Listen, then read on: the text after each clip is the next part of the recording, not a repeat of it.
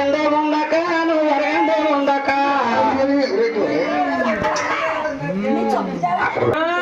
నీ పండగ మళ్ళీ చేస్తాను తల్లి. ఆ పెట్టుకు నీ పండగ వచ్చి నీ పండగ అంతా వేడుక మళ్ళీ చేయించుకుంటాను తల్లి. తోటే చేస్తాను తల్లి. ప్రతి సంవత్సరం చెప్తానే ఉన్నానండి, నేను ఎంతనే ఉంటున్నాను కానీ కలిగి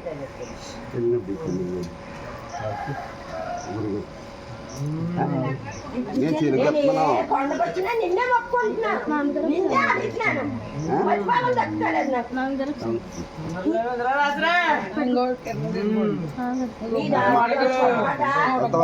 నా బిడ్డ పొరపాట ఏదైంది చెప్పాడు ఆ తప్పు చెల్లించుకుంటాను.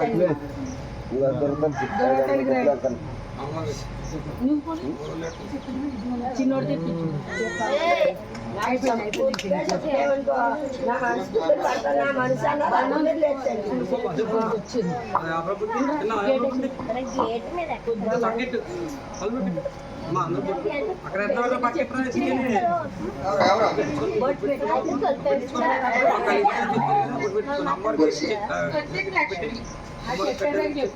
నాయకుడమ్మన అక్కడ ఉండిపోయారు.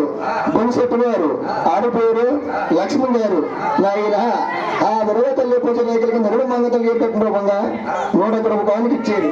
వారి కూడా కూడా దుర్గా తల్లి సర్వలు కూడా అయినా అలా కబలుగా ఉన్నా